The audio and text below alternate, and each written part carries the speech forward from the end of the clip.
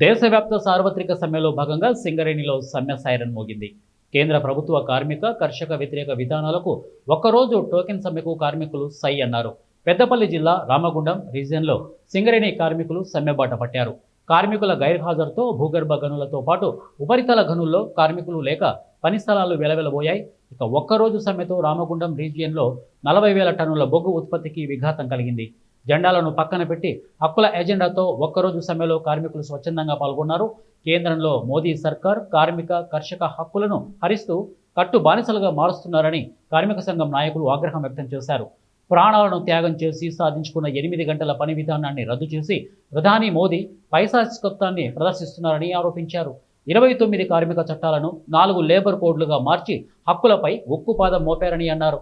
ప్రధాని మోదీ ప్రభుత్వ రంగ సంస్థలను కార్పొరేట్ సంస్థలకు కట్టబెడుతున్నారని వారన్నారు.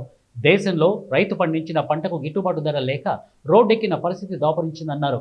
సంఘటిత అసంఘటిత రంగంలో పనిచేస్తున్న కార్మికులకు ఉద్యోగ భద్రత కరువైందన్నారు. ప్రభుత్వ రంగ సంస్థల్లో పనిచేస్తున్న కాంట్రాక్టు కార్మికుల శ్రమ దోపిడీకి పాల్పడుతూ వెట్టి చాకిరీ చేయిస్తున్నారని అన్నారు.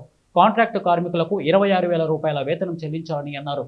బొగ్గుగని కార్మికులతో పాటు బీడీ, హమాలి, భవన నిర్మాణ రంగాల కార్మికులతో పాటు రైతులు సమ్మెలో పాల్గొంటున్నట్లు వారు తెలిపారు. ఇప్పటికైనా మోదీ ప్రభుత్వం కార్మిక కర్షక వ్యతిరేక విధానాలను వీడాలని కార్మిక సంఘం నాయకులు డిమాండ్ చేశారు.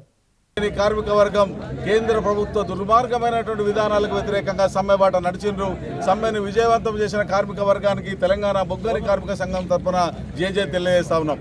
ఇవాళ కార్మికుడి మనుగడకు సంబంధించినటువంటి అవసరం, జీవించే హక్కును, ప్రశ్నించే హక్కును, సంఘం పెట్టుకునే హక్కును, అనేక ప్రాణ త్యాగాలతో సాధించుకున్నటువంటి హక్కులన్నింటినీ చర్మగీతం పాడడానికి వాళ్ళ కేంద్ర ప్రభుత్వం తీసుకొస్తున్నటువంటి దుర్మార్గమైనటువంటి విధానాలు, దానికి వంతపడుతున్నటువంటి బూర్జువా రాజకీయ పార్టీలు, వీటన్నిటికీ వ్యతిరేకంగా ఇవాళ కార్మిక సంఘాలన్నీ కూడా రాజకీయాలకు అతీతంగా ఇవాళ సమ్మె బాటలో పరిగణించి కేంద్ర ప్రభుత్వానికి హెచ్చరికగా నిలిచినాయి.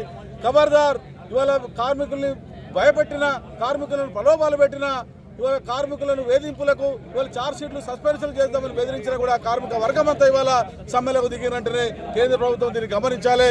ఇది కేవలం హెచ్చరిక సమ్మె మాత్రమే. రేపు భవిష్యత్తులో నిరవధిక సమ్మెకైనా ఇవాళ తెలంగాణ రాష్ట్రం సాధించిందంటేనే సకల జనుల సమ్మెని సింగరేణిలో విజయవంతం చేసింది. అట్లా ఢిల్లీకి సెగదాకింది. అటువంటి మరో చారిత్రాత్మకమైన పోరాటానికి కార్మిక వర్గం నిలబడి ఉన్నది.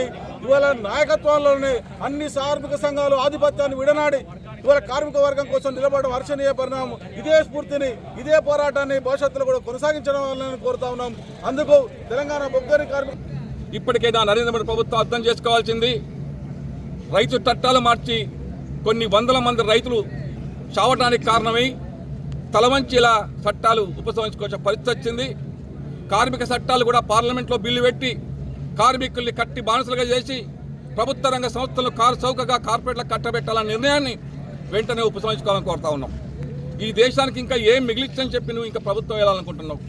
ప్రభుత్వ రంగ సంస్థలు చౌకగా కార్పొరేట్లకు కట్టబెట్టినప్పుడే నీ పని అయిపోయింది. ఇలా దేశంలో ఉన్న ప్రజలు, కార్మికులు, కర్షకులు, రైతులు అందరూ కూడా నీకు వ్యతిరేకంగా పడుతున్నారు. అందుకే మేము అంటున్నాం బీజేపీ ప్రభుత్వాన్ని, అయ్యా మీరు రోడ్లు అమ్మేసిండ్రు, రైళ్లు అమ్మేసిండ్రు,